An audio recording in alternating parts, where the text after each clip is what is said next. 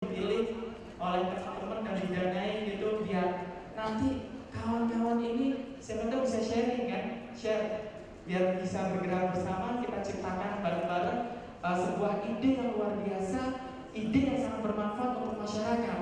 Salah satu kegiatan yang pernah saya tangani itu kegiatan konservasi di daerah Malang di Dasar ke atas.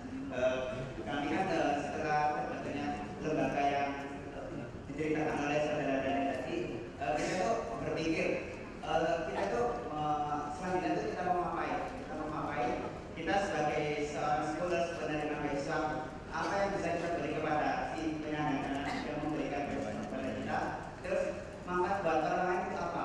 Akhirnya kami dari wilayah Malang berpikir untuk melakukan suatu kegiatannya itu yang nggak jauh-jauh dengan lingkungan dan sesuai dengan program Taman Foundation dan lain-lain. Itu kemarin ada saran untuk mengadakan program, kami mengadakan program untuk konservasi di daerah Batu. Mungkin yang dari daerah Jawa Timur atau Malang mungkin tahu dari Batu seperti apa.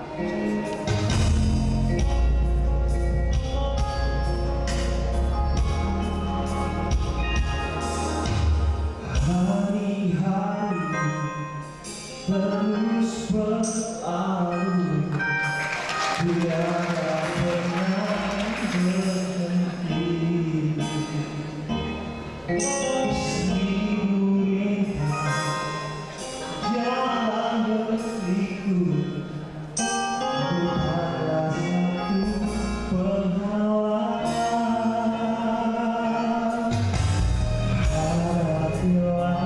Hadapilah segala tantangan, mohon petunjuk yang kuasa. Ciptakanlah kerukunan bangsa, obatkanlah dalam dada semangat jiwa Pancasila.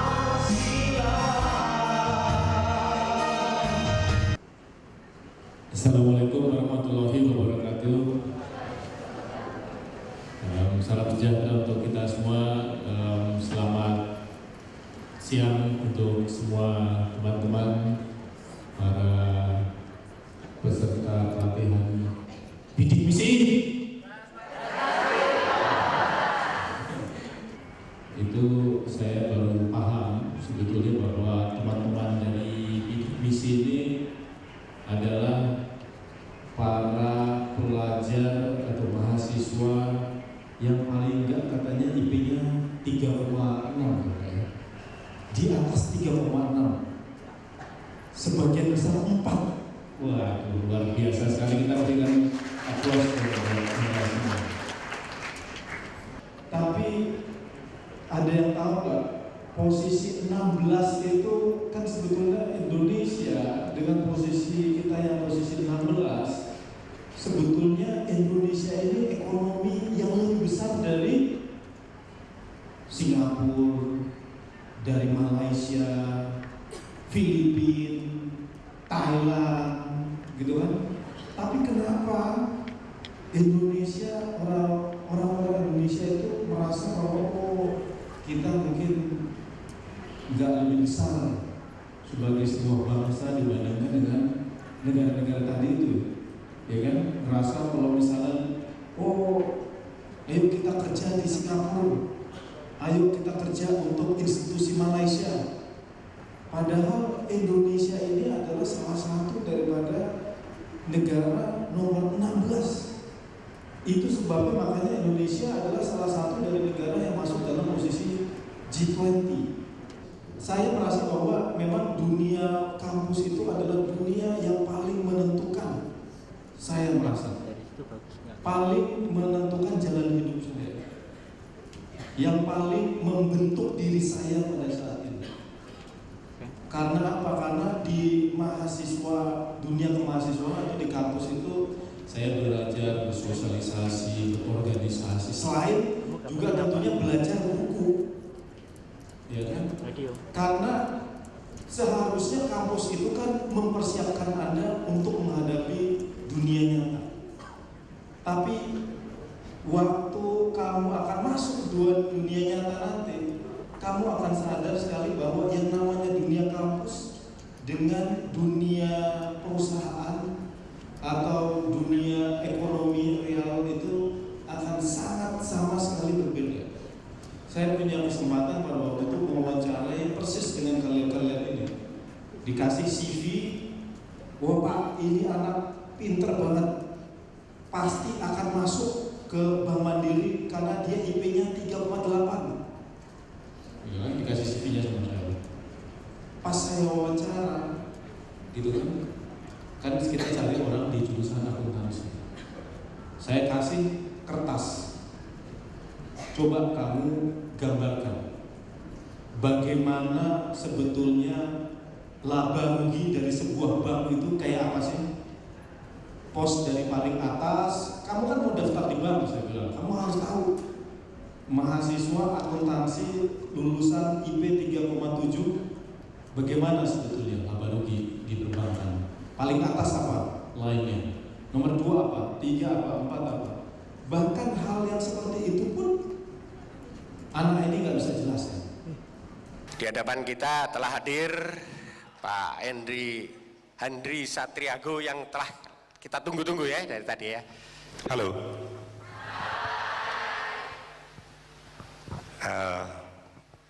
Terima kasih sudah menyediakan waktu buat saya bicara. Yang minta saya untuk ngomong di sini adalah dosen pembimbing saya, Bu Ila. Jadi nggak bakalan bisa bilang enggak. And I'm so happy bisa bicara di depan future leaders.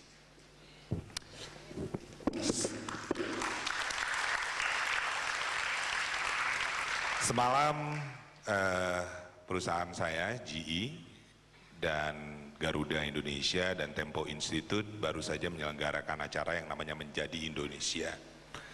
Dan kita membuat lomba esai untuk mahasiswa, kemudian kita membuat buku. Buku itu adalah tulisan surat dari berbagai leaders yang ada 95 leaders, termasuk Budiono, Wakil Presiden, termasuk Pak Dahlan, termasuk banyak orang. Dan itu dibukukan, mudah-mudahan dengan cepat buku itu sudah akan ada di toko buku dan teman-teman bisa dapatkannya. Surat ini saya tulis dengan hati. So it is really personal letter. Passion saya cuma satu. I see more of Indonesian leaders menjadi global leaders di masa depan. That's what I write on my Twitter about my passion. Surat ini saya tulis buat kalian. Jakarta 9 Juli 2012. Kepada para pemimpin Indonesia masa depan, dimanapun Anda berada, di dunia yang semakin global ini. Saat saya menulis surat ini kepada Anda, dunia yang saya huni ini mampu membuat 112 buah mobil dalam 1 menit. Menerbangkan orang non-stop dari Singapura ke New York dalam 18 jam. Dan menghasilkan produk made in the world seperti celana yang saya pakai ini. Karena walaupun saya beli di Bandung dan berlabelkan made in Indonesia, celana ini melibatkan lebih dari 15 negara dalam value chain pembuatannya. Malam itu, ketika surat ini saya ketik dengan komputer yang mampu mengumpulkan 411 juta informasi dalam 0,23 detik untuk pencarian kata leadership, saya membayangkan keterbatasan mencari pengetahuan yang dihadapi oleh ayah saya saat mimpinya untuk sekolah sirna karena perang yang berkecamuk. Saya memikirkan daya apa yang dimilikinya sehingga dia berani mendobrak keterbatasannya dengan merantau dan berjibaku untuk survive di berbagai kota hingga akhirnya sampai ke Jakarta. Tidakkah dia takut dengan keterbatasannya? Usianya baru 15 tahun saat itu, dan hidup tidak berjalan seperti yang dia inginkan. Saya juga terkenang dengan peristiwa mengerikan yang saya hadapi sendiri pada tahun 1987 ketika saya tiba-tiba divonis menderita kanker getah bening. yang tumbuh di tulang belakang saya dan merusaknya sedemikian rupa sampai saya kehilangan kemampuan untuk berjalan. Bulan-bulan yang melelahkan karena harus berobat ke sana kemari dan akhirnya berujung pada keharusan menjalankan hidup dengan menggunakan kursi roda. Saya ingat betul betapa takutnya saya untuk menjalani hidup saat itu. Keterbatasan menghadang di banyak hal. Usia saya baru 17 tahun waktu itu dan hidup berjalan jauh dari yang saya inginkan. Apa yang bisa dilakukan ketika keterbatasan seakan menjelma menjadi tembok besar dan ketakutan adalah anak panah berapi yang terus dilontarkan kepada kita sehingga kita tak berani maju dan terus mundur. Saya dan mungkin juga ayah saya waktu itu memulainya dengan menerima kenyataan. Menerima bahwa jalan tak lagi mulus, bahwa lapangan pertempuran saya jelek dan amunisi saya tak lengkap. Reality bites, kata orang. Betul itu. Tapi menerima gigitan itu berguna untuk membuat kita mampu menyusun strategi baru. Menghindarinya atau lari daripadanya justru membuat kita terlena mengasihani diri kita terus-menerus dan menenggelamkan kemampuan kita untuk melawan balik. Kemudian saya akan kembali mengumpulkan puing-puing mimpi saya. Tidak. Mimpi tak akan pernah mati. Manusia bisa dibungkam, dilumpuhkan, bahkan dibunuh. Tapi mimpi akan tetap hidup. Ketika keterbatasan dan ketakutan melanda, mimpi kita mungkin pecah, runtuh dan berserakan. Menjadi pemimpin bermula dari memimpin diri sendiri. Mewujudkan mimpi yang ingin dicapai. Tak perlu membayar orang untuk menjadi pengikut. Jika mereka melihat Anda dengan penuh keyakinan berani memimpin diri Anda sendiri, mereka akan mengikuti dan membantu Anda dengan tulus serta percaya pada kepemimpinan Anda. Saat saya menulis surat ini kepada Anda, dunia tempat saya hidup menghasilkan pendapatan kotor 70 triliun US dollar per tahun. Sekitar 40% dari pendapatan dunia tersebut dihasilkan oleh 500 korporasi terbesar di seluruh dunia dan tak ada satupun yang berasal dari Indonesia. Terdapat sekurangnya 144 negara yang berkompetisi di dunia ini untuk mendapatkan keuntungan terbanyak dari proses ekonomi global dan daya saing Indonesia terukur pada ranking 50. Singkat kata, kita masih belum menjadi pemeran utama di panggung dunia yang tak henti mengglobal ini. Pekerjaan rumah Anda sebagai pemimpin Indonesia di masa depan tidaklah mudah. Tidak berarti tembok besar dan ribuan panah berapi bisa menghentikan langkah Anda untuk berperang. Terima kasih.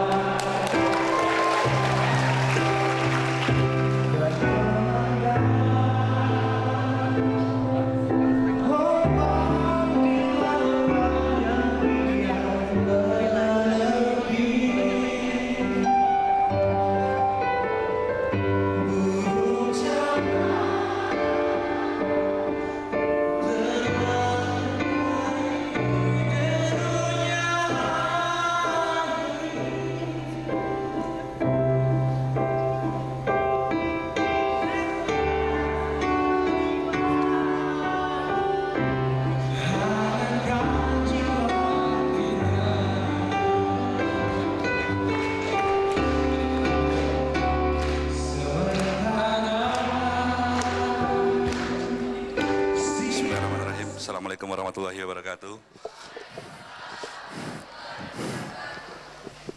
Selamat sore para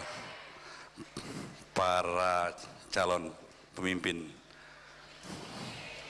Bukan hanya pemimpin diri sendiri seperti Bapak tadi bilang kan, tetapi pemimpin nasional, bahkan saya harapkan jadi pemimpin global. Saya senang kalau berada di antara orang-orang pinter. Ya, karena saya percaya Tuhan menciptakan manusia itu tidak ada yang sia-sia. Jadi dari kecil pun saya tidak punya jiwa imperial siapapun. Itu yang paling penting menurut saya. Jadi saya diminta untuk membahas mengenai kepemimpinan, ya, kepemimpinan dan wirausaha. Gampang.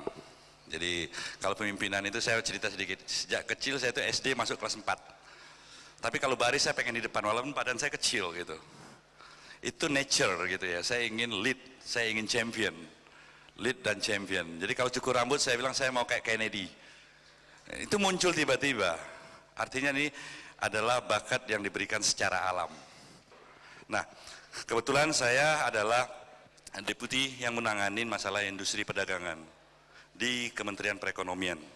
Kementerian Perekonomian di bawah Presiden itu ada 3 Kementerian Perekonomian yang mengkoordinasikan berbagai kegiatan kepemerintahan. Ada Menteri Koordinator bidang Polkam, politik keamanan, ya gitu ya, sosial. Kemudian Menko yang menangani masalah Kesra, ada Menko yang menangani perekonomian. Nah, saya di Menko Perekonomian yang menangani, artinya mengkoordinasikan lebih kurang 18 kementerian. 18-nya di bidang ekonomi. Jadi biasanya kalau kita bilang itu amankan dulu, politik stabil, ekonomi jalan, baru orang sejahtera. Kita menangani 18. Nah, saya salah satu dari 6 deputi di bawah Menteri Perekonomian. Wirausaha kita bagi dalam 3, artinya kita mulai pembenihan di tingkat awal, di tingkat mulai SD, SMP, SMA, ini Pak Handito ketua gengnya lah. Kemudian kita tempa dia mau jadi profesional, mau jadi industriawan, mau jadi peniaga, mau jadi apapun ditempa. Nanti ada prosedurnya, nggak usah kita jelaskan sini. Kemudian dikembangkan artinya dikawinkan, dikolaborasikan, dimitrakan. Itu kira-kira program. Hampir tiap bulan kita punya program yang bekerjasama sampai termasuk program menginkubasi. Artinya menginkubasi wirausaha ya, dari kecil sampai besar.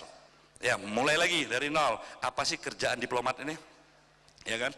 Kerjaan diplomat ini ngapain? Oh, melakukan suatu diplomasi, memprotek negara. Oh, bergaul sama dunia-dunia diplomatik. Saya pelajarin. Pulang sana saya bingung lagi, mau ngapain? Saya masuk ke perindustrian. Industri itu ngapain? Saya masukin itu. Jadi nggak disuruh. Karena saya nilai harga diri saya. Ada yang mengajak pindah aja Menek BUMN. Berapa gajinya? Saya dapat apa aja? Oh, kamu dapat ini, honor, dapat ini. Oke, saya tinggalin aja. Karena saya nggak mau. Loh, saya bekerja dengan standar demikian, output yang saya hasilkan adalah sekian, masa saya dihargain sekian? Kan gitulah kira-kira. Walaupun pegawai negeri itu ada sistem gaji, tetapi believe me, kalau kita bisa menghargai diri kita, kita bisa menempa diri kita, penghasilan ngikut. Saya mau jadi presiden GE. Kalian berpikir nanti saya mau gantikan Bill Gates, saya mau gantikan George Soros. Jangan berpikirkan hanya untuk menggantikan Abu Rizal Bakri, terlalu kecil. Tapi saya punya keberanian, punya keyakinan, saya bisa lead. Saya harus jadi leader. Saya tidak pernah mimpi menteri. Apa sih? Menteri itu adalah status. Yang paling penting bagi saya bisa, saya menguasai, saya tahu, saya puas, saya bahagia sebagai pengabdi. That's it. Tidak pernah saya bercita-cita untuk menjadi simbol. Karena saya bilang, saya senang kerja kayak mafia, tidak terkenal tapi berkuasa. Saya kenal kayak CIA, saya hanya terkenal kalau gagal. Kan cuma 2. Mafia tidak tahu orang siapa, tapi dia berkuasa. CIA itu hanya terkenal kalau dia gagal. Mudah-mudahan energi ini bisa mengembangkan share pada kalian ya. Jadilah kepemimpinan dan independenlah dalam hidup kalian. Jangan ada imperial. Ya, jangan imperial. Bunuhlah imperial bahwa kalian hanya deal sama Tuhan, tidak deal sama manusia. Ingat itu. Terima kasih. Assalamualaikum warahmatullahi wabarakatuh. Saya gunakan waktu sebentar untuk duduk ya. Sengaja. Tadi sebelum sampai ke sini, saya lagi dalam perjalanan dari Bandung ke sini tadi. Sampai 2:30, macet banget. Masih berhenti di Pancoran situ. Semalam saya nonton saya nggak tahu TV apa itu ya. Ya sebenarnya nggak tahu TV ya, karena saya nyampe di hotel jam 1, ada TV luar negeri, terus ada informasi di situ, di Eropa sedang terjadi peningkatan pengangguran muda. Tentu saja kita nggak berharap itu sampai di Indonesia, kita tidak berharap itu sampai di Indonesia, tapi memang mulainya dari mana? Oh iya, barangkali kan ada wirausaha itu yang mulainya dari ada 3 macam wirausaha ya. Ada wirausaha yang karena lingkungan, karena keluarga. Saya memang berasal dari keluarga pengusaha, tapi bapak ibu saya tuh bisnisnya itu jualan jamu, ngaduk jamu gitu ya, di Jombang sana toko jamu gitu ya. Tapi memang ikut mempengaruhi saya ya, meskipun usaha sederhana saja gitu, tapi mempengaruhi saya. Ada wirausaha yang seperti itu karena keluarganya, karena lingkungannya pengusaha jadi pengusaha ya. Tapi jangan wirausaha di Indonesia jangan hanya yang dari lingkungan pengusaha dong, nanti kelompok itu doang yang jadi pengusaha. Ada wirausaha jenis kedua yang wirausaha by accident, jadi pengusaha karena kecelakaan ya, karena nggak terima kerja, karena di PHK, karena pokoknya karena banyak hal yang tidak direncanakan jadi pengusaha. Ada juga yang berhasil juga, ada juga yang berhasil. Yang ketiga adalah wirausaha by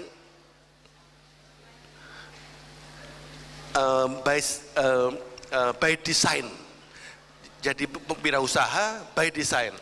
By design itu karena didesain memang untuk jadi wirausaha. Kadang-kadang orangnya masuk bisa jadi mulainya belum mau, tapi lama-lama mau dan suka dan jadi pengusaha yang berhasil juga.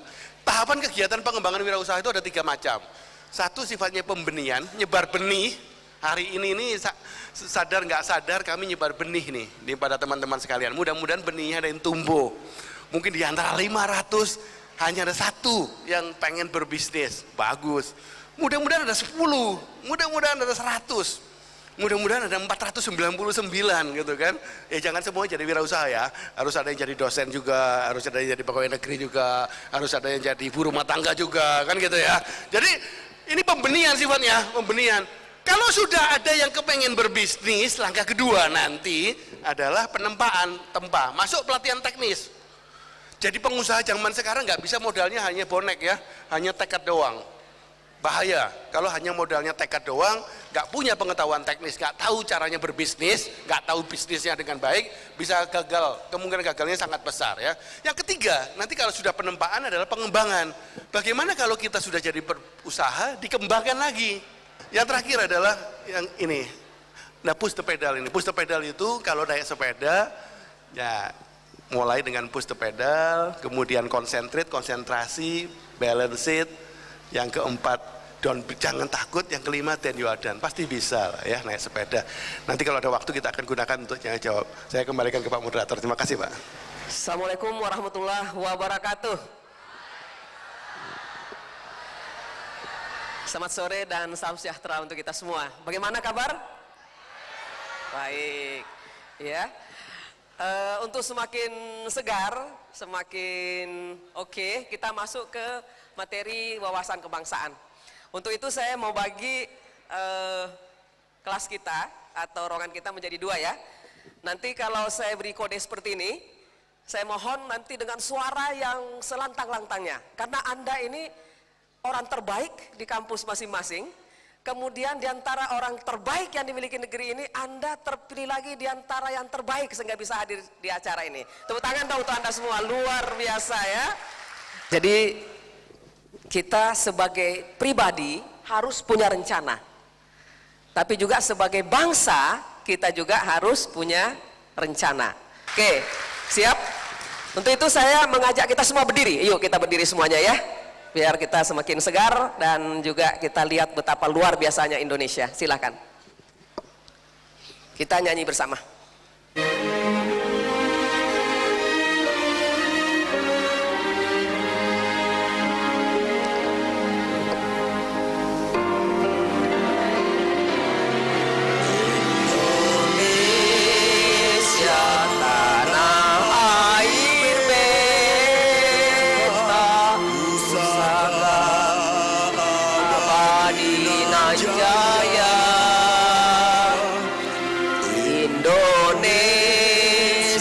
Sejak dulu kala selalu dipuja-puja bangsa. Kita hanya bisa menjadi besar kalau kita dekat dengan pencipta. Ya. Kalau berapa di antara Anda yang tiap hari membaca kitab suci? Luar biasa, tepuk tangan dong. Saya ingin setelah hari ini Anda selesai diundang oleh Ibu Ila ke sini, saya berharap kita ini Pancasila ya, 4 pilar. Sila pertamanya ketuhanan yang Maha Esa. Pengalaman saya kalau Anda mau menjadi orang yang percaya diri di hadapan siapapun di muka bumi ini, Anda jadikan kitab suci Anda sebagai bacaan harian. Jadi minggu depan atau bulan depan ketika Anda menerima beasiswa bidik misinya, pergi ke toko buku terbaik di kota Anda, beli kitab suci terbaik yang ada di toko buku itu, dan tekadkan untuk membaca setiap hari. Dan ketika Anda membaca bahwa saya ciptaan Tuhan, saya milik Tuhan, dan saya akan kembali ke Tuhan, Anda akan menjadi pribadi terbaik yang dimiliki bangsa ini.